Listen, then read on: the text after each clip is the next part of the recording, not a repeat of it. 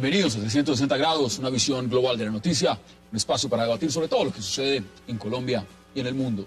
Empezaremos hoy hablando del caso Colmenares, un proceso judicial donde al parecer la Fiscalía estaría a punto de enfrentar una derrota histórica. La Fiscalía pidió la semana anterior la nulidad del proceso de Carlos Cárdenas, argumentando que los testigos que presentó eran falsos. Sin embargo, al negarse, el juez ahora los llama a declarar. ¿Cuál será la estrategia de la Fiscalía en la etapa de juicio para demostrar que Colmenares fue asesinado? Será tema de debate esta noche aquí en 360. Y el segundo tema de la noche serán esas demandas contra las altas pensiones que reciben los magistrados y que dicen pueden llevar al país a la bancarrota. Desde las altas cortes, por supuesto, se defienden diciendo que todo es culpa del Congreso. Aproximadamente hay 630 pensiones de congresistas y magistrados de altas cortes cuyo pago alcanza los 58.000 millones de pesos al año, superando los topes establecidos en la ley y la Constitución. ¿Serán intocables estas altas pensiones? Lo debatiremos aquí esta noche en 360 grados. Y no se vayan, porque ya en segundos empezamos con nuestros invitados. Y pide que se aseguren a los testigos por falsos, por mendaces, por mentirosos. Esto, entre otras, porque bien podría también tenerse en cuenta el momento en que aparecían los testigos. Es que Carlos Cárdenas no tenía ninguna vinculación y cuando le quitan el proceso, inmediatamente aparece el testigo Ayola. Y cuando vamos a lograr la revocatoria de la medida de aseguramiento, inmediatamente aparece el testigo Jonathan Martínez. Y cuando cree que no tiene con qué irse a una acusación, inmediatamente aparece el testigo Martínez. Esas son las declaraciones, por supuesto, del exfiscal y, por supuesto, defensor de Carlos Cárdenas, Mario Iguarán. Y para debatir sobre el tema Colmenares, le doy la bienvenida de inmediato a tres expertos, analistas, penalistas, por supuesto, abogados, que conocen muy bien el tema del derecho penal y lo que puede significar este proceso. Y para eso le doy la bienvenida de inmediato a Francisco Bernate, a Alfredo Montenegro y también a Fabio Umar. Caballeros, qué placer y gracias, por supuesto, por aceptar esta invitación. Como siempre, muchas gracias. Buenas noches. Gracias, doctor. Gracias. Como lo veo solo usted por este lado, aquí los dos están acompañados, empiezo por acá. Doctor Bernate, esta nueva decisión, porque es un caso que hemos analizado en varias ocasiones, pero el tema de que el juez no haya dado la nulidad en el proceso contra Carlos Cárdenas, ¿esto qué significa? Bueno, en este caso yo lo habíamos anticipado aquí en la discusión anterior, que era una nulidad improcedente, que ese tipo de solicitudes no tenía cabida en este momento, y lo que significa es que frente a esta negativa la Fiscalía tenía dos opciones: o daba por terminado el proceso porque no tenía con qué, o se iba a juicio. Dada la magnitud de la problemática que expuso la fiscal y lo débil que ella vio el caso, lo procedente era solicitar la preclusión. Lo que vemos ahora es una fiscalía que echa mano de cualquier elemento para tener a este ciudadano subyúdice, para tener a este ciudadano bajo la lupa de una investigación, y va a llevarlo esto hasta el final, y seguramente el resultado va a ser el que corresponde, el de una absolución, porque aquí nosotros no hemos visto desde el principio ningún elemento que nos permita inferir claramente la responsabilidad de esta persona. ¿Usted pruebas de fondo, independientemente de las que vaya a aportar la Fiscalía en este momento, usted no ve? Hoy no, y sobre todo con esta petición de nulidad y con todo este episodio bochornoso que se dio, yo creo que se le ha quitado un peso, un piano de la espalda al juez, que ya puede tranquilamente sacar una absolución y delegar esa responsabilidad por ese fallo en la Fiscalía. Antes él tenía un Cristo en la cabeza. Ya ahorita yo veo que lo liberaron de un peso y yo creo que una absolución es más probable. Es que la mejor defensa que ha tenido Carlos Cárdenas ha sido la actuación de la Fiscalía. Yo como defensor me sentiría muy tranquilo que mi contraparte, es decir, la Fiscalía, hubiese actuado como ha estado actuando. Esa solicitud de nulidad fue la mayor de las defensas. Imagínese que uno como juez venga a la Fiscalía y le diga: todo lo que hemos hecho, lo hemos hecho mal, por favor declara la nulidad. Y el juez dice: pues no la puedo declarar porque es improcedente. El juez, ¿qué queda en ese momento en su mente? Que tiene que absolver inmediatamente, tiene una absolución por delante. ¿Y debió hacerlo? Pues yo desconozco que otras pruebas se presentaron en escrito de acusación, pero pienso que como van las cosas, doctor, corríjame usted que es un experto en esta materia, aquí hay una absolución. Si no es que hay una absolución perentoria, es que recordemos que hay dos tipos de absolución. La absolución que se da luego de un debate probatorio, cuando la Fiscalía pide la condena y el juez dice no hay lugar a condenar, hay lugar a absolver. Pero hay una absolución que se llama la absolución perentoria, y es la que pide la Fiscalía cuando luego del debate probatorio dice: yo no pude probar más allá de la duda razonable. Esa es la que usted ve acá. Luego, pues yo creo que tiene que pedirle a la Fiscalía. Si pidió la nulidad y se la niegan, yo imagino que la Fiscalía, después del debate probatorio, tiene que decir, ¿sabe qué? Yo no pude probar, señor juez, no condene y absuelva. Doctor Montenegro, ¿cuál es su análisis inicial? Mire, la solución sería inminente, la absolución sería inminente en este caso, en el evento en que la Fiscalía decida presentar los mismos testimonios que han sido cuestionados por la misma Fiscalía. A mí me parece que sería un error garrafal de la Fiscalía si decide llevar a los testigos catalogados de falsos. Seamos realistas. Sí, claro. Otro error. O sea, entonces, me imagino que la Fiscalía tiene otros elementos nuevos de juicio que ha presentado con la acusación, distintos a estos, porque si solamente contaba con estos testigos, el proceso se acabó. Bueno, aquí hay grabaciones, hay interceptaciones, hay el tema, por ejemplo, de lo que se dijo y no se dijo en grabaciones, si habla Laura Moreno, si habla la mamá de Carlos Cárdenas, todo ese tipo de material probatorio, ¿ustedes creen que pueda ser comparable, efectivo, a lo que pretendía la Fiscalía hacer con los testimonios? No, porque los testimonios tenían la siguiente ventaja y era que permitían vincular a Carlos Cárdenas con el hecho en concreto. Todo esto nos puede dar una idea de que él sí está involucrado, pero no de que haya sido el autor de la muerte. Ese elemento lo daban esos 3 testimonios. Al suprimirse eso, nos queda la idea de que el señor sí tiene que ver en el caso, pero no como autor del delito. Yo lo veo así.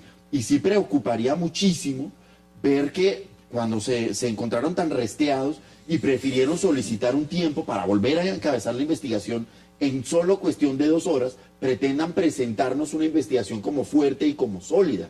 Eso es impresentable. Pues, mire lo que podría... Déjeme decirle una cosa primero. No entiendo la Fiscalía cómo no apeló la decisión del juez. Lo primero que tengo que decir. Debió apelarle inmediatamente. Pues, hombre, es que el convencimiento de la Fiscalía, el convencimiento de las partes, pues es eso, es un convencimiento. Si yo presento unos argumentos y la primera instancia me las niega, obviamente yo debo acudir a la segunda instancia. A mí me quedó un muy mal sabor que la fiscal Zamora, lo digo con todo el respeto, hubiera decidido continuar. Pero mire lo que podría pasar en dogmática. Y es que esos testigos se llevaran al juicio y en el contrainterrogatorio no se lograra desvirtuar su dicho y se condenara con base en el dicho de esos testigos. Habiendo dicho la propia Fiscalía que eran testigos pues eso es lo menos importante. Aquí lo grave es que estos muchachos están presos, los testigos, por un delito que no cometieron. Porque es que el delito de falso testimonio solo se comete cuando yo voy en el juicio y declaro una mentira. Pero aquí no hubo declaración en juicio, sino ante unos funcionarios de policía judicial. Pero acá hay un señor que ya se autoincriminó de los testigos en la propia golpiza. Sí, a mí hay algo que no me suena y no me sigue sonando, y es que 3 personas que no conocíamos y estaban antes concertadas para decir mentiras, se hayan aguantado la amenaza de 15 o 18 años de cárcel sin decir una sola palabra, sin inculpar a otra persona y decir, mire, es que fue ese sujeto de allá que me conminó, que me obligó a decir mentiras. Luego parece que están diciendo la verdad. Vamos a ver, porque la Fiscalía ha planteado una cosa y ahora plantea otra. Veamos declaraciones, por supuesto, de la fiscal Zamora frente a este tema. En la audiencia de acusación lo que se hace es la lectura del escrito de acusación, y el escrito de acusación que fue elaborado por el fiscal 11 contenía los 3 testimonios de las personas que ya pues todo el país conoce, los cuales están cuestionados por el delito de falso testimonio. La Fiscalía tiene un plazo que vamos a utilizar para valorar esta situación, y en la próxima sesión de la audiencia, que es la audiencia ya preparatoria, tomará una decisión definitiva en relación con la exclusión de esos testigos y no me atrevo a decirlo todavía. Ahí están las declaraciones de la fiscal Zamora. Doctor Montenegro, hay otro tema. Usted ha tenido que manejar casos como el de Sigifredo López, donde el tema de los falsos testigos ha estado presente. Usted conoce muy bien lo que es eso, sabe lo que significa en un proceso y el daño que pueden causar. Aquí ha dicho, por ejemplo, el abogado Jaime Lombana, que defiende a la familia de la víctima, a Luis Andrés Colmenares. Dice lo siguiente, dice que el primer falso testigo del caso Colmenares es Laura Moreno. ¿Usted qué dice frente a esa declaración? No, a ver, aquí se está controvirtiendo la situación. Lo que anotaba el doctor Bernate es una situación cierta. Dentro del nuevo sistema penal acusatorio no se puede hablar de falso testimonio, sino hasta que se rinda el testimonio en el juicio. Estos señores no han testificado todavía, se les ha recibido obviamente unas entrevistas, pero ya se advierte su mendacidad en estas entrevistas y ya la Fiscalía se ha precipitado. ¿Sabe que se precipitó la Fiscalía? ¿A capturar a esos 3 muchachos? Sí. O a decir que los testigos eran falsos. A decir que eran falsos, o mejor, Si consideraba que estaban mintiendo, lo que debió pedir debió ser la preclusión del proceso, porque la prueba importante en este asunto es la prueba testimonial. Me imagino que las pruebas, interceptaciones telefónicas y otro tipo de evidencias son muy débiles y considero que con esas pruebas la Fiscalía no Pero puede mire lo que atreverse usted está a ir a diciendo, juicio. usted está diciendo se precipitó para hacer la captura. Claro, es que no es posible que yo anuncie que son testigos mendaces, los mande a imputar, los mande presos, cuando yo de entrada tengo que hacer un análisis sobre si se pudo cometer o no ese delito. Pero Cada ¿dónde queda día lo que que está pasen diciendo? estos, Pero, a ver, aquí hay estos una chicos cosa en la que- cárcel es un día que no deberían estar en Sí, la cárcel. estoy de acuerdo con usted, pero es que hay una cosa que analizar y es la técnica del sistema acusatorio. El sistema acusatorio nos dice que el interrogatorio y el contrainterrogatorio son las herramientas adecuadas para determinar la veracidad o no del testigo. Y es producto de ese cruce interrogatorio y contrainterrogatorio donde precisamente se concluye que el testigo es mendaz o que está faltando la verdad. Esa etapa no ha llegado. Esa etapa no ha llegado y la Fiscalía, para mi gusto, la doctora Zamora se apresuró a decir eso. Entonces, insisto, la mejor defensa que ha tenido Carlos Cárdenas ha sido la actuación ¿de de la la parte fiscal acusadora? Zamora. Pero yo estaría totalmente tranquilo si mi contraparte fuera la doctora Zamora. Pero es Aquí en que- ningún caso el juez se debió declarar impedido, por ejemplo. Pues mire, yo pienso que ha debido declararse impedido más como Dígame por qué. más como un tema de, a ver, la fiscal viene y me dice a mí, mire, todo lo que hemos hecho, lo hemos hecho mal, todo, desde la imputación. Por favor, señor juez, declare la nulidad. El juez, con muy buen tino, dice, ¿sabe qué? Yo no la declaro, continuemos. Pero el juez ya escuchó todas las falacias, todas las falencias, Se ha contaminado. todos los Entonces se errores. contaminó Se y ya. Se contaminó. Entonces, ¿qué le queda al juez? No, pero es que... El convencimiento, ¿Está de acuerdo? el No, convencimiento que tiene que eso absolver. es una falacia, eso es una falacia, eso de que el juez no se puede contaminar, porque es que el juez es un ser humano y está viendo televisión y oye los radios y lee Sí, el pero no es una periódico, verdad todo. procesal, doctor Bernat, No, escúcheme, pero- no es una no, verdad Pero una cosa, procesal. bueno, No, ya está contaminado. Si vive en este país y usa un radio y un periódico, él ya sabe, ya tiene una impresión formada. Pero como la una cosa tenemos no es todos. lo que se ve en los medios y otra Claro cosa que muy no distinta a es lo que se distinto. prueba en los tribunales. Es decir, Pero- ¿No cree que Pero se la ha habido dinámica declaraciones entre lo uno y A lo mí me otro está parece en que sí, disoluble. a mí me parece ¿Eso le que parece sí. que queda contaminado el Queda juez? contaminado. Lo que se debe preservar en el nuevo sistema es que el juez sea un tercero totalmente imparcial, que no esté contaminado. A mí me parece que los medios de pero comunicación... señores, a ver, vamos por partes. Ya aquí se cambió el fiscal. ¿Qué significaría para un proceso como ese que vengan y digan que van a cambiar el juez? Bueno, pero pues, sí. A ver, lo que pasa es que este proceso es un proceso especialísimo, en donde el debate de este proceso se ha hecho en directo y a través de los medios de comunicación. Pero mire, si estamos Esa aquí es la sentados hablando del contaminación. tema. Claro, esa es la contaminación que no debería existir. Existe aquí en Colombia y en cualquier parte Pero del una mundo. cosa muy distinta es esta combinación, esta contaminación, como lo llaman ustedes, que no se puede evitar. No, Indudablemente no, no. el debate público se va a hacer. Ni aquí ni en La ningún- pregunta ni en es en los lugar. tribunales, porque en el tribunal cuando ustedes ya hablan de contaminación, pues evidentemente hay un tema procesal. Y en el tema procesal entonces ya muy distinto es lo que se escucha en la emisora, lo que se ve en el canal de televisión. Otra cosa es Claro. en el proceso. Pero también es cierto que todos los seres humanos nos fijamos un preconcepto frente a estas situaciones y ya dentro de lo que está en el proceso lo reforzamos o no. Es decir, yo no creo que el juez impoluto e incontaminado solo me voy a limitar al proceso, no existe. Eso no Siempre existe. hay una preconcepción. No, no existe, pero- y salvo que sea un verdadero, digamos, una persona que haya estado No, pues en un una santo, cueva un y, santo, y sí, venga a no. conocer esto, todos tenemos un preconcepto. Sí, doctor de Bernate, pero verdad. reconózcame que cuando usted oye a la parte acusadora decir que es equivocado de cabo a rabo, cierto. lo que usted tiene que hacer como juez es decir, mire, ¿sabe qué? A mis ojos, en mi criterio, Esto se acabó. usted me ha dicho que se ha equivocado tanto Esto se acabó. que sabe que busque otro juez porque yo ya oí todas sus falencias y aún así me toca ir a juicio con usted Sabiendo que sabiendo que usted me ha dicho que se ha equivocado de punta a punta. Entonces, pues hombre, busquemos otro juez y de pronto el tribunal le hubiera Los dicho que no. fiscales, cuando se van a un proceso, se van a ganar, se van con la convicción No, pero si total aquí de ir van a ganar. ganar y están diciendo que ya van mal. Claro, no, aquí ya la fiscal del caso se va a meter en un proceso Señores, a sabiendas de que va a perder. tengo que hacer una pausa, porque la fiscal todavía está diciendo que va con toda y que tenemos que ganar. Vamos a hacer una pausa porque hay muchos otros temas que les quiero preguntar sobre el caso Colmenares y ya regresamos aquí en 360 grados. No se vayan.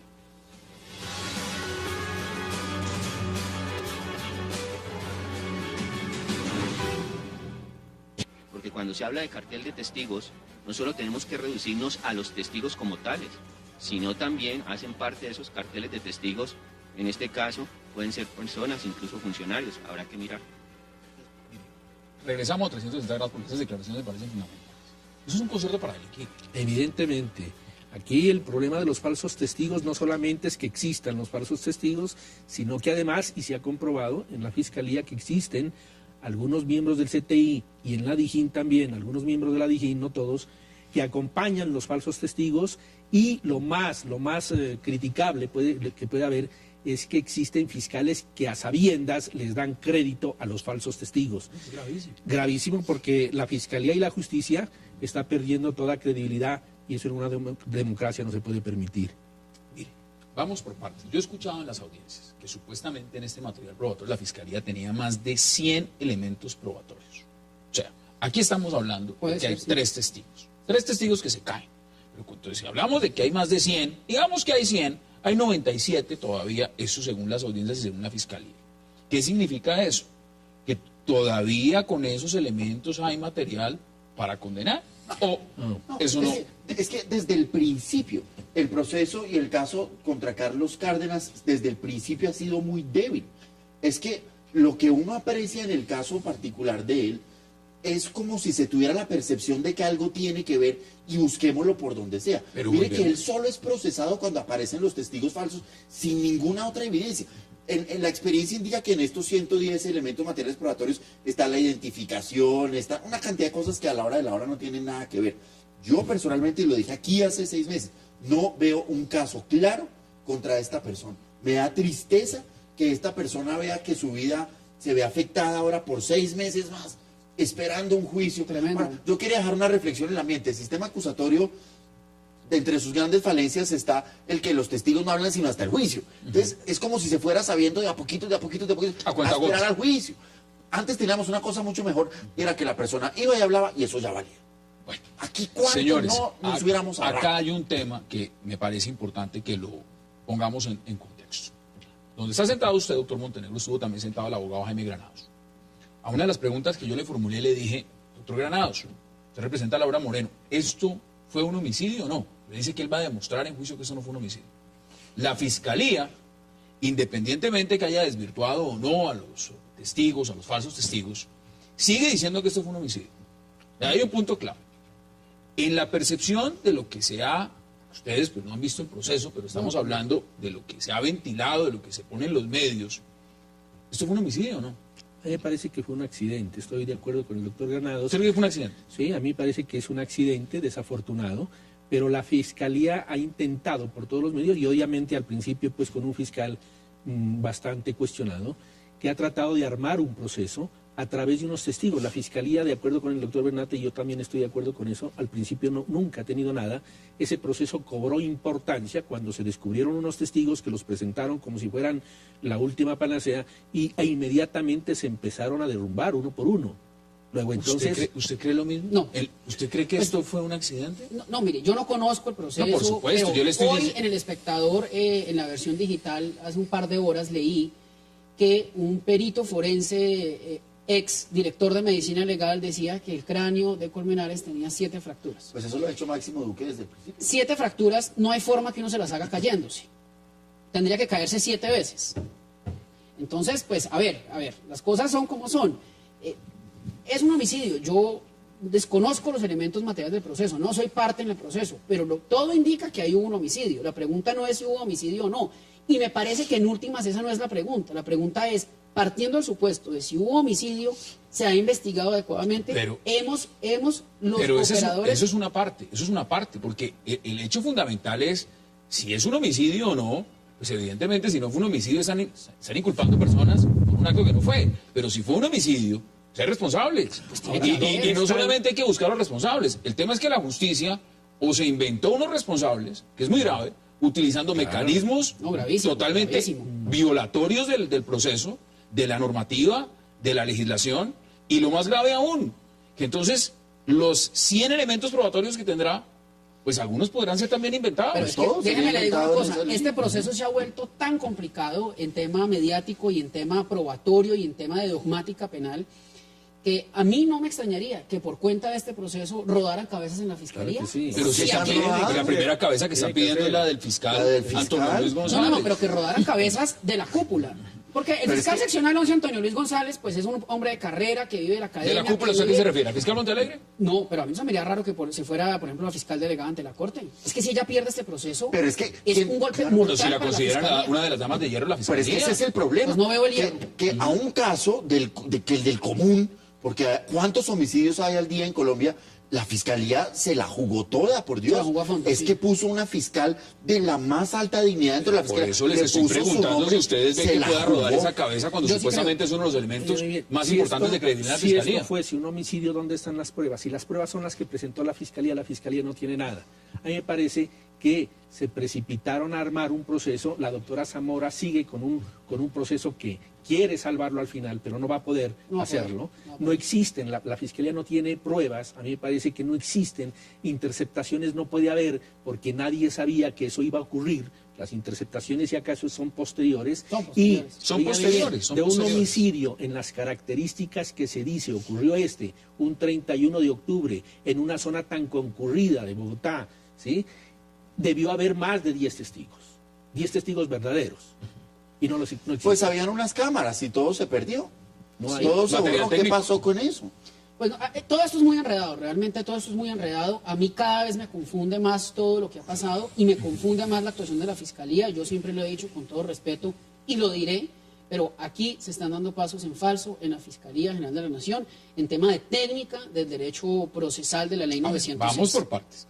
Supuestamente, el fiscal 11, Antonio Luis González, es uno de los hombres en la Fiscalía más respetados en el tema de material probatorio.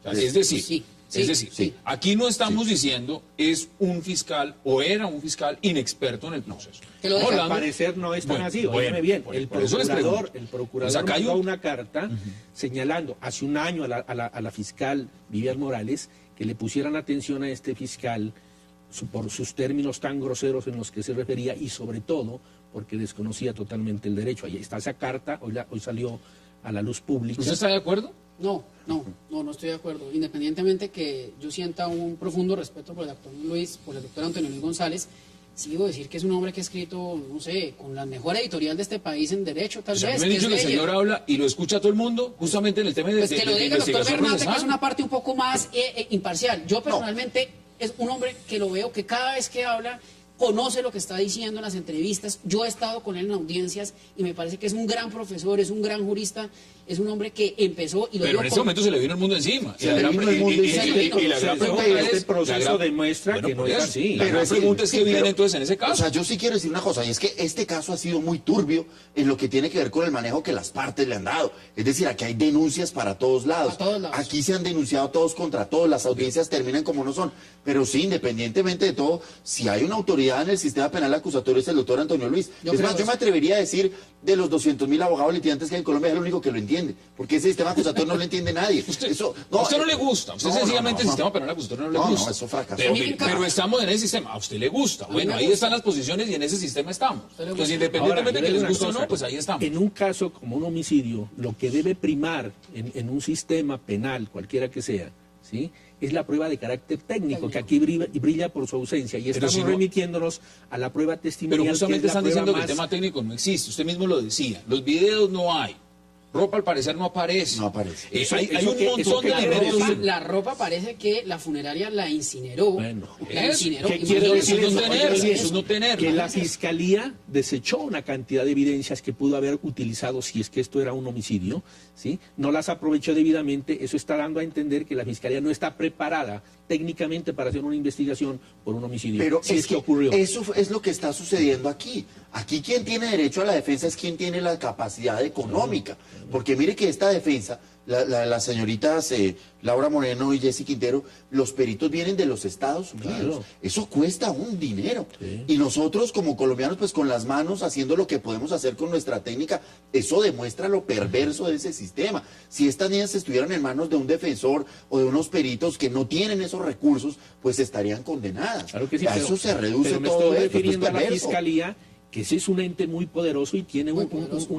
un aparato de investigadores bastante grande, cuenta con un medicina legal, un buen brazo para investigar, pero desafortunadamente en este caso no lo utilizó. Eso me da a entender es que no habían pruebas por recoger, ¿sí? Y las O lo pocas que hicieron habían las mal. recogieron mal. Bueno, mire, ahora hay un tema, porque se nos agota el tiempo, cada que nos sentamos a hablar con ustedes el tiempo nos pasa muy rápido, cuando las cosas están muy buenas, pasan muy rápido. Ya por lo menos hay partes del proceso, como en el caso de Laura Moreno, el doctor Jaime Granados, que estuvo sentado ahí, dice, nosotros vamos a declarar víctimas en el proceso. Pues claro. Claro, Entonces, es su derecho. Eso es lógico. Bueno, entonces, ¿eso qué nos está anticipando? ¿Qué nos está anticipando eso? Lo está anticipando es si ya dentro de un proceso que está ligado a este de Carlos Cárdenas, porque pues prácticamente es todo lo mismo, ya se van a declarar víctimas, aquí vienen demandas, Claro que sí. aquí vienen contra el Estado. ¿Qué viene contra el Estado, en su opinión? Unas demandas en contra de la Fiscalía. Es que lo que pasa es que aquí se trata de un error judicial bastante grave, bastante evidente, y obviamente quienes hayan estado detenidos por cuenta de una decisión equivocada de un fiscal tienen derecho a que sean indemnizados. ¿Cómo se le explica a la opinión pública que entonces todo lo que se había dicho desde un inicio, que todo lo que se había pintado, y absolutamente todos los responsables, en este caso, todo era mentira? Eso es tan grave porque la gente en el país va a perder credibilidad en la justicia. Eso sí es grave. El daño que hizo este proceso, el de Sigifredo López, esos procesos que están ahí y que existen con falsos testigos todavía, porque el fiscal general hace unos días señaló que habían 3.500 casos en donde falsos, se ¿no? habían detectado la presencia de testigos falsos. Deme sus conclusiones en 15 segundos porque se nos acabó el tiempo y también quiero que el doctor Bernate pueda dar la suya. Pues yo le voy a decir una cosa, a mí me parece que la Fiscalía se está jugando el todo por el todo en este proceso. En mi opinión, humilde opinión por supuesto, con todo el respeto lo digo, me parece que no está bien encauzada en este momento la conducción de la presentación de la Fiscalía ante el juez. Me parece que la doctora Zamora no ha hecho lo que debe hacer un experto en el sistema acusatorio. Pero es de mucha gravedad que la Fiscalía, excúsenme la expresión, no vaya a salir con nada al final del día. Porque Pues la Fiscalía dice que escúcheme, es un homicidio totalmente simple. No estamos hablando de un superdelito complejo de investigar. Un homicidio que pasa todos los días, que además el homicidio es el delito diseñado para investigar con el nuevo sistema acusatorio. Y si la Fiscalía no logra aquí al menos una condena, va a haber serios problemas. Deme sus conclusiones porque esto apenas empieza y todos sabemos que en este caso todo cambia en cuestión de nada. Así como en un momento estábamos viendo una panorámica, en cualquier momento volvemos a ver otra. Deme sus conclusiones brevemente para concluir. Sí, pero digamos, en este punto del señor Cárdenas, pues aquí más o menos había una línea en el sentido de que eso no estaba lo suficientemente maduro como para llevarlo hasta donde lo llevaron, pero más que una conclusión, una sola reflexión. A todas estas que ha pasado con el proceso penal, donde también hubo detención contra la mamá del señor Cárdenas y contra su abogada. Están en juicio, ellos van para juicio. Por eso. Sí. Pero ¿y qué pasa? Es O sea, vergonzoso. ¿cuántos procesos se van a derivar de esto? Ya vamos como en 15 casos derivados alrededor de esto, ninguno sin solución. Y qué tristeza, esta es la realidad de miles de colombianos detenidos por cuenta de testigos falsos, detenidos por cuenta de una premura en el actuar de la Fiscalía, detenidos por cuenta de satisfacer un hambre mediática y un deseo de venganza en nosotros los ciudadanos. Señores, ha sido un verdadero placer. Doctor Bernate, gracias por aceptar la invitación. No, como Doctor siempre, Fabio muchas Mar también. Con todo gusto. Doctor Montenegro, Muchas gracias. gracias. Vamos a hacer una pausa. De regreso vamos a entrar a hablar de un tema muy polémico. Algo que tiene que ver con pensiones de magistrados, de congresistas. Y un tema, por supuesto, que los colombianos hoy se están preguntando si son intocables o no. Ya volvemos aquí en 360.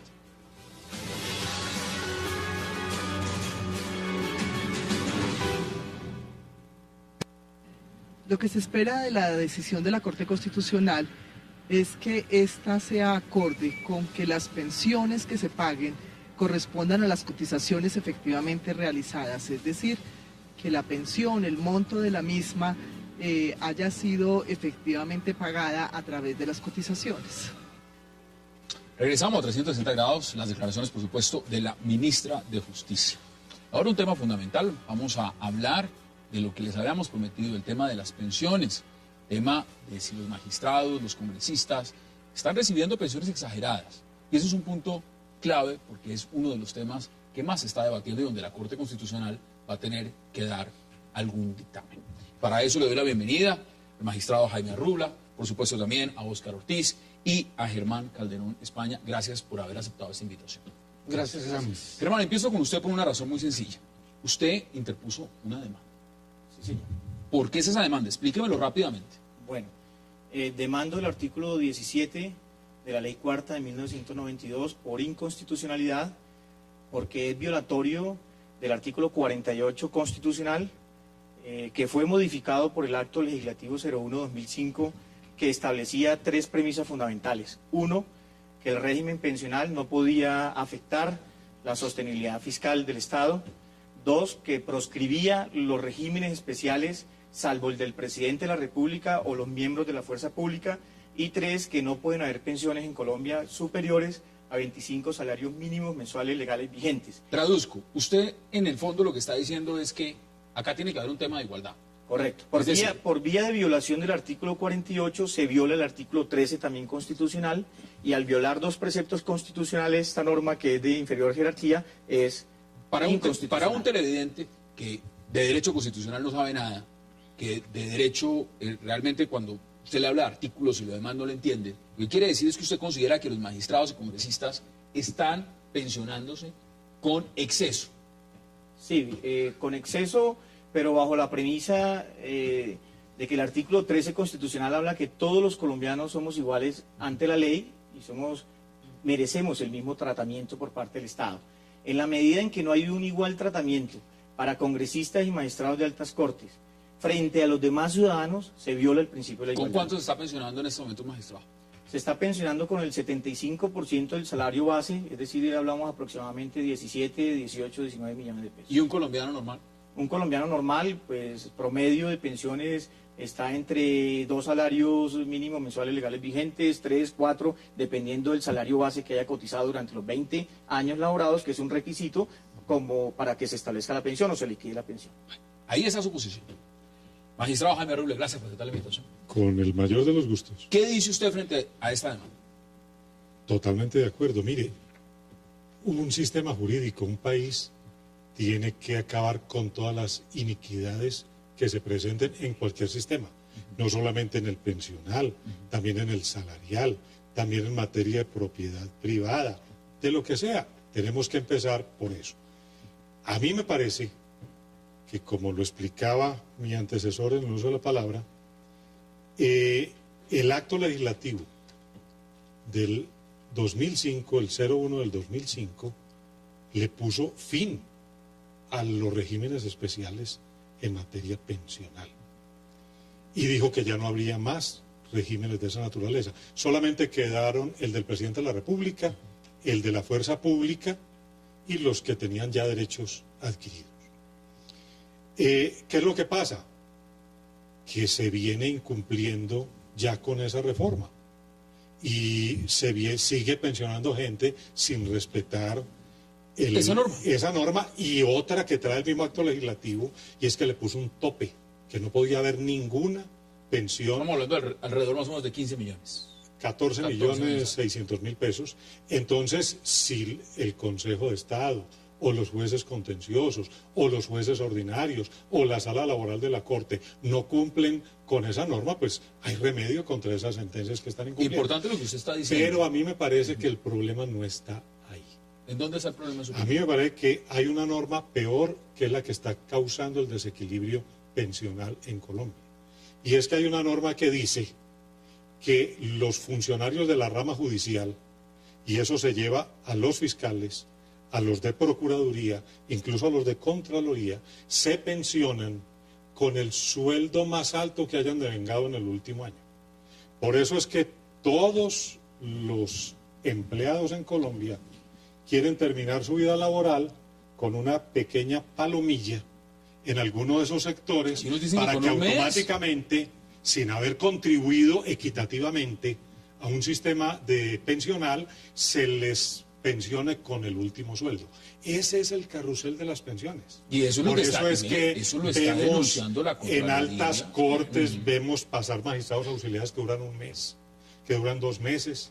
Pero mire, ese era el viejo sistema del Congreso cuando tenían suplentes, por supuesto, y por que eso le lo daban digo. la palomilla al suplente, pero y hay cientos de suplentes jubilados habiendo estado apenas un mes en el Congreso. Con un mes terminan con pensiones millonarias. Pero mire, tengo una gráfica que me parece muy importante que podamos ver, veámosla en este momento. Eso más o menos nos explica cómo funciona literalmente el tema de las pensiones en Colombia. Un colombiano normal, un ciudadano normal, tiene que cumplir por lo menos 1.300 semanas de cotización. Eso equivale a una pensión, equivale al 65% del ingreso base de cotización promedio en los últimos 10 años. Ahora, la edad para los hombres, 62 años, para las mujeres, 57 desde el 2014. Pero lo que estamos viendo para los magistrados es lo siguiente. La pensión se calcula por el promedio del último año laborado. Eso ya es un gran privilegio. La edad es de 55 años, hombre o mujer. En un ciudadano normal tiene que ir hasta los 62 o 57, en un magistrado 55. Y deben tener 20 años de servicio, que son aproximadamente solo 1000 semanas cotizadas. Se les reduce también. Esto ya nos está poniendo en contexto. Pero ahí sí hay que hacer una aclaración. Eso es antes de la vigencia, del acto legislativo 01 del 2005. Pero mire, a partir de la vigencia del acto legislativo, estas pensiones, no solamente de los magistrados, sino de los congresistas, porque es que a los magistrados se les aplica el régimen de los congresistas. Estas pensiones tienen esos límites que estableció el acto legislativo 01 del 2005. Que haya por ahí algunos tribunales no aplicando esto es otra cosa. Es otro pero problema. mire, Oscar, vamos a lo fundamental, porque aquí ha salido el presidente de la Corte Suprema de Justicia, y estoy hablando del magistrado Javier Zapata, y ha dicho, tenemos que hacer valer nuestra independencia, que radica también en los sueldos. Eso es un tema de independencia. Además ha dicho, y lo están diciendo, que esos salarios son intocables. ¿Eso es intocable? No, no se necesita saber derecho constitucional, ni haber hecho un doctorado, ni una maestría, sino tener instinto, reflejo ciudadano para saber que aquí se está vulnerando la igualdad y que es claramente un acto arbitrario. Y a pesar de que existen normas que les ponen cotos, que efectivamente no solo permiten que una gente se pensione con más aportes, es que porque ganan más, perdón, que con más recursos, porque han ganado más, sino que se les liquida de manera privilegiada. La tabla lo muestra, es lo que acabamos de ver en lo que se expuso acá. Para unas personas solamente cuenta el último año, cuando están en lo último de su carrera, cuando está en la cúpula del Estado. Este es un Estado, el reflejo de esto es de un Estado que no está al servicio de los ciudadanos, sino un Estado para servirle a unas castas, a una gente que está en la rosca. Esto deslegitima el Estado y es claramente un hecho de corrupción. Entonces es una manera de expoliar y de raparle los recursos a la salud, a la educación, etcétera, a los recursos públicos para dárselas a unas muy pocas personas que están en las cúpulas de las ramas legislativa y judicial y en los órganos de conformidad con lo Mire, a esta mesa estaba invitado también el magistrado Gustavo Gómez. Nos canceló a último minuto y evidentemente de oficina de prensa nos dicen que es debido también, pues él está defendiendo la misma posición que ha dicho el magistrado Javier Zapata de la Corte Suprema, y es defender la posición de decir que estos sueldos prácticamente se los merecen y estas pensiones. Y entendemos, pero esa posición también estaba invitada a esta mesa. A última hora decidió cancelar. Vamos a hacer una pausa y ya regresamos para seguir hablando del tema de las altas pensiones de magistrados y congresistas en Colombia. No se vayan, ya regresamos.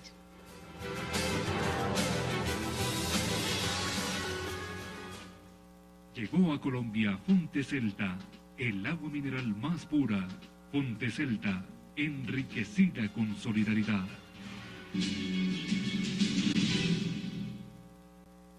Es un tema que hace muchos años está como en el tintero, se viene debatiendo, se viene hablando del asunto. La Corte Constitucional ya anteriormente había tratado el tema, tal vez habían proferido alguna decisión inhibitoria, pero en esta oportunidad ya están estudiando el fondo y seguramente va a haber una decisión histórica para el país.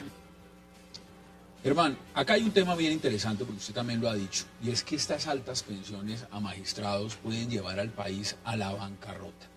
Explíquenos por qué. ¿De cuánto estamos hablando? Esto no simplemente es una cifra así de grande. ¿Cuánto estamos hablando? Estamos hablando de alrededor de 58.000 millones de pesos, como lo ha dicho la Contralora, la doctora Sandra Morelli, y como lo ha ratificado el doctor Oscar Iván Zuluaga, exministro de Hacienda, que debió haber conocido muy bien el tema del hueco fiscal en materia pensional. Y es un tema pues que nos va a afectar a las nuevas generaciones y a las futuras generaciones, porque cuando nos vayamos a pensionar no vamos a tener, o el Estado no va a tener con qué garantizar nuestras pensiones. Es decir que acá, para indemnización de víctimas del conflicto armado en el país no hay plata.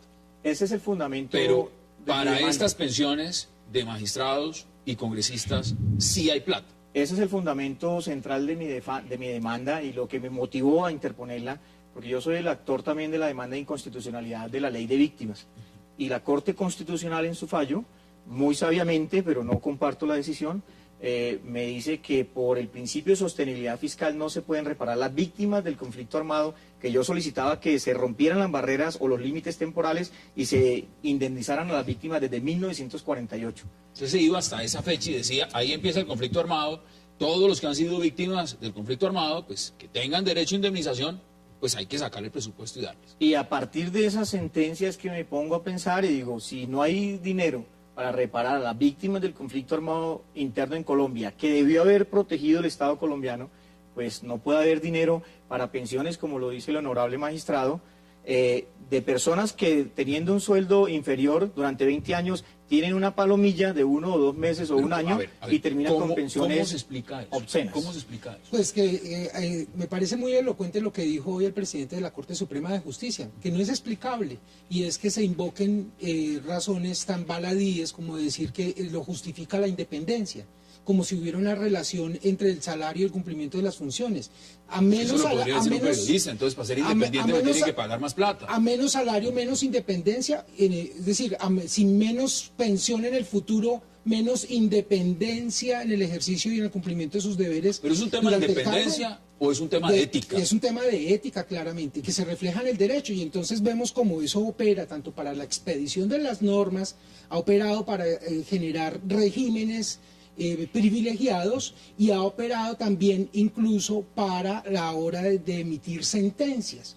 Hay estudios, y estoy buscando esa información, que demuestran cómo incluso en algunas cortes, en un momento determinado, cuando son cierto tipo de personas en ciertos cargos, hacen una jurisprudencia y rompen la línea tradicional de las reglas del juego sobre las cuales vienen fallando, y luego corrigen cuando viene un ciudadano común y corriente. Entonces es como si fuera una sociedad y un estado de castas. ¿Cómo se explica? Y magistrado, pues tengo que preguntarse, ¿usted se ve afectado, digamos, si reducen el tema, si la Corte Constitucional le da la razón aquí al señor Germán Calderón España?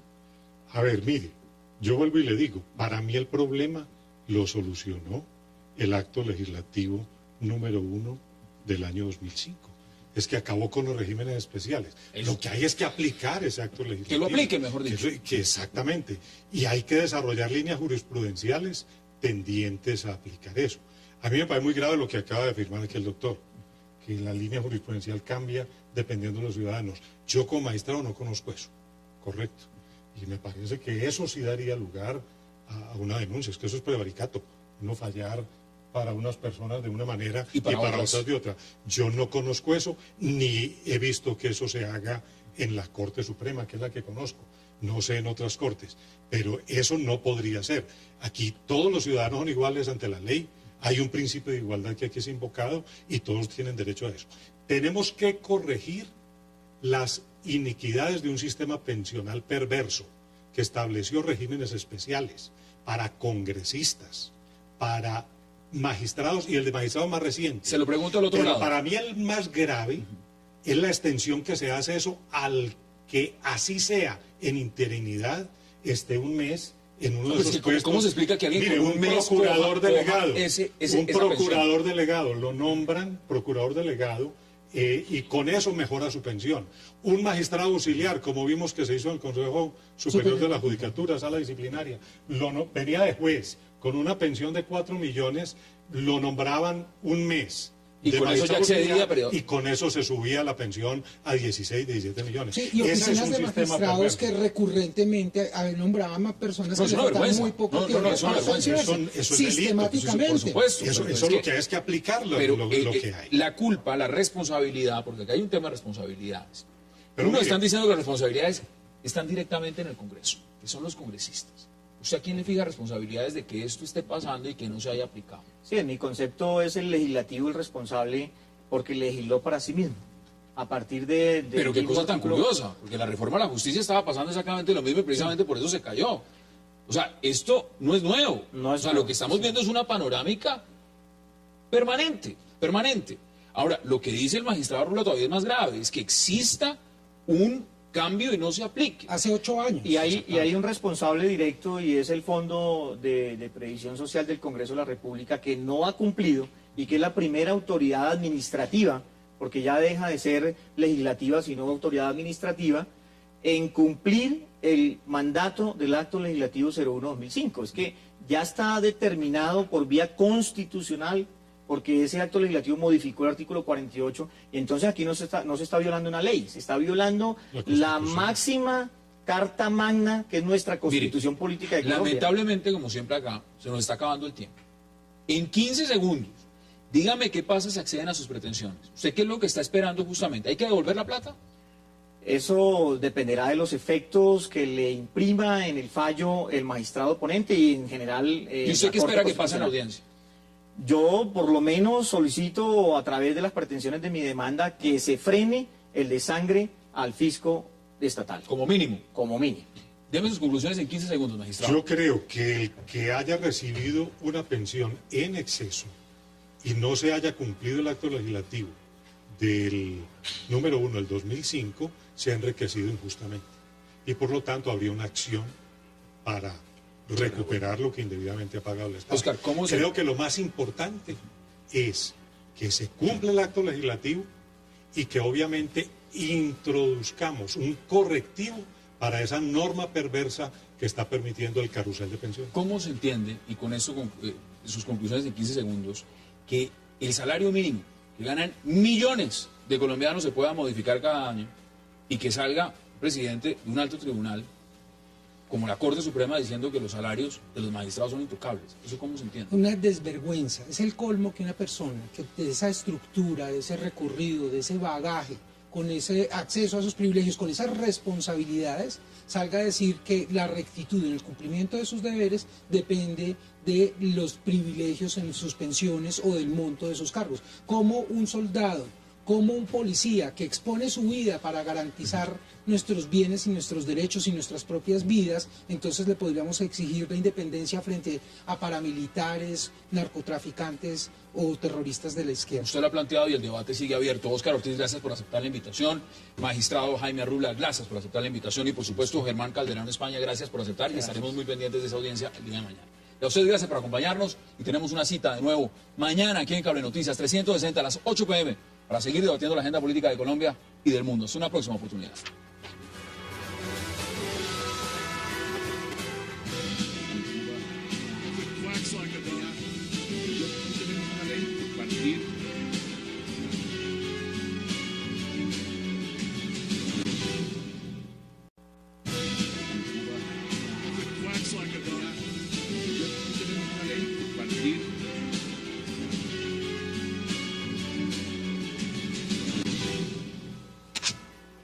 Bienvenidos a 360 grados, una visión global de la noticia, un espacio para debatir sobre todo lo que sucede en Colombia y en el mundo.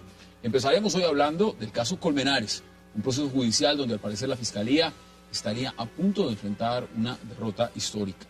La Fiscalía pidió la semana anterior la nulidad del proceso de Carlos Cárdenas, argumentando que los testigos que presentó eran falsos.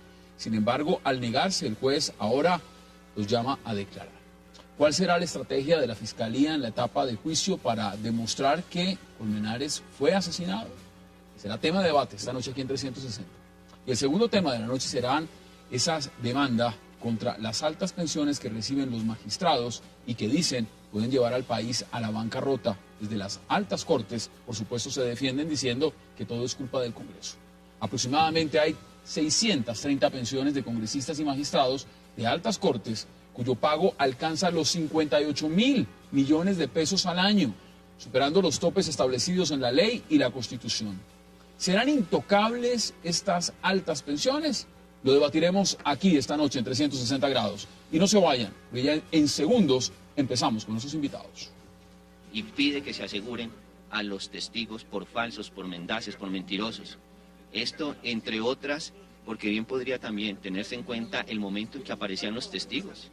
Es que Carlos Cárdenas no tenía ninguna vinculación y cuando le quitan el proceso, inmediatamente aparece el testigo Ayola. Y cuando vamos a lograr la revocatoria de la medida de aseguramiento, inmediatamente aparece el testigo Jonathan Martínez. De llevar a los testigos catalogados de falsos. Seamos realistas. Sí, claro. Otro error. Entonces, me imagino que la Fiscalía tiene otros elementos nuevos de juicio que ha presentado con la acusación, distintos a estos, porque si solamente contaba con estos testigos, el proceso se acabó. Bueno, aquí hay grabaciones, hay interceptaciones, hay el tema, por ejemplo, de lo que se dijo y no se dijo en grabaciones, si habla Laura Moreno, si habla la mamá de Carlos Cárdenas, todo ese tipo de material probatorio, ¿ustedes creen que pueda ser comparable, efectivo, a lo que pretendía la Fiscalía hacer con los testimonios? No, porque los testimonios tenían la siguiente ventaja y era que permitían vincular a Carlos Cárdenas con el hecho en concreto. Todo esto nos puede dar una idea de que él sí está involucrado, pero no de que haya sido el autor de la muerte. Ese elemento lo daban esos 3 testimonios. Al suprimirse eso, nos queda la idea de que el señor sí tiene que ver en el caso, pero no como autor del delito. Yo lo veo así, y sí preocuparía muchísimo ver que cuando se encontraron tan resteados y prefirieron solicitar un tiempo para volver a encabezar la investigación en solo cuestión de 2 horas, pretendan presentarnos una investigación como fuerte y como sólida.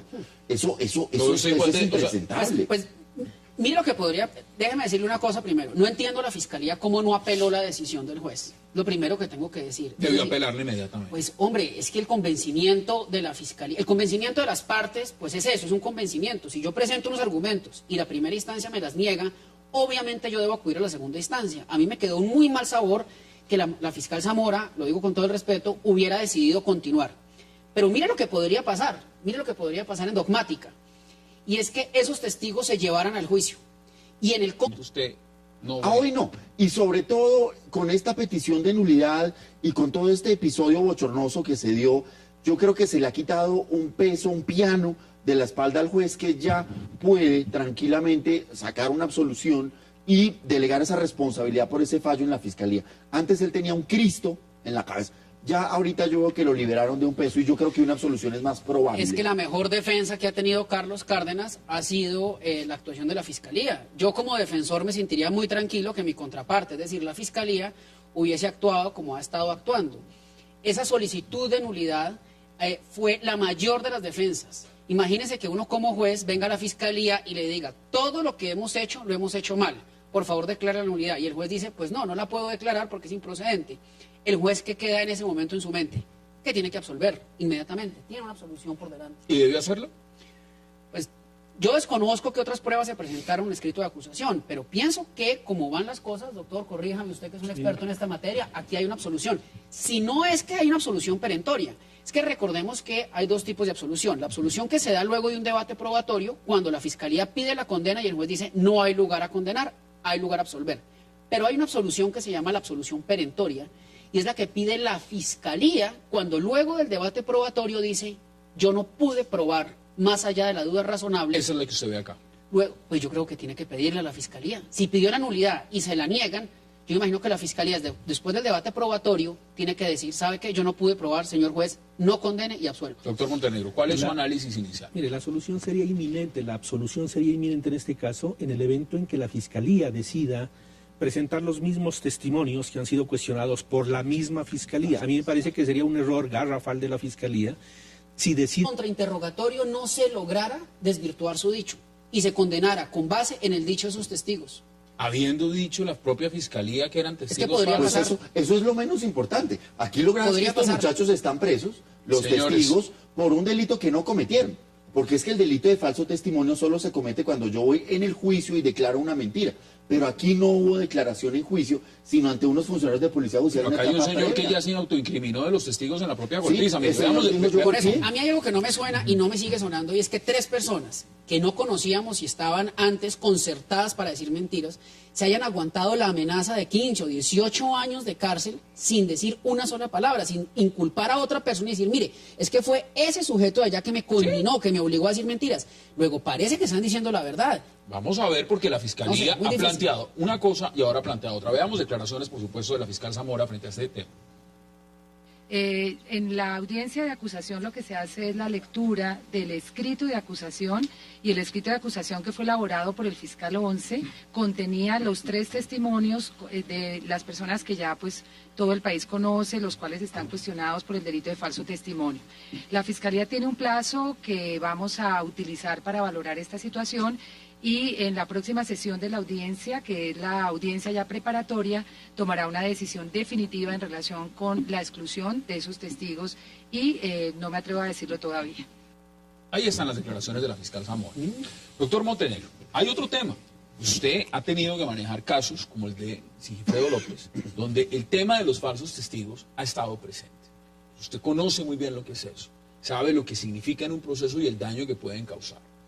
Aquí ha dicho, por ejemplo, el abogado Jaime Lombana, que defiende a la familia de la víctima, a Carlos. Cuando cree que no tiene con qué irse a una acusación, inmediatamente aparece el testigo Martínez. Esas son las declaraciones, por supuesto, del exfiscal y, por supuesto, defensor de Carlos Cárdenas, Mario Iguarán. Y para debatir sobre el tema Colmenares, le doy la bienvenida de inmediato a tres expertos, analistas, penalistas, por supuesto, abogados, que conocen muy bien el tema del derecho penal y lo que puede significar este proceso. Y para eso le doy la bienvenida de inmediato a Francisco Bernate, a Alfredo Montenegro y también a Fabio Umar. Caballeros, qué placer y gracias, por supuesto, por aceptar esta invitación. Como siempre, muchas gracias. Buenas noches. Gracias, doctor. Gracias. Como lo veo solo usted por este lado, aquí los dos están acompañados, empiezo por acá. Doctor Bernate, esta nueva decisión, porque es un caso que hemos analizado en varias ocasiones, pero el tema de que el juez no haya dado la nulidad en el proceso contra Carlos Cárdenas, ¿esto qué significa? Bueno, en este caso yo lo habíamos anticipado aquí en la discusión anterior, que era una nulidad improcedente, que ese tipo de solicitudes no tenía cabida en este momento. Y lo que significa es que frente a esta negativa la Fiscalía tenía dos opciones. O daba por terminado el proceso porque no tenía con qué, o se iba a juicio. Dada la magnitud de la problemática que expuso la fiscal y lo débil que ella vio el caso, lo procedente era solicitar la preclusión. Lo que vemos ahora es una Fiscalía que echa mano de cualquier elemento para tener a este ciudadano subyúdice, para tener a este ciudadano bajo la lupa de una investigación, y va a llevarlo esto hasta el final, y seguramente el resultado va a ser el que corresponde, el de una absolución, porque aquí nosotros no hemos visto desde el principio ningún elemento que nos permita inferir claramente la responsabilidad de esta persona. ¿Usted pruebas de fondo, independientemente de las que vaya a aportar la Fiscalía en este momento?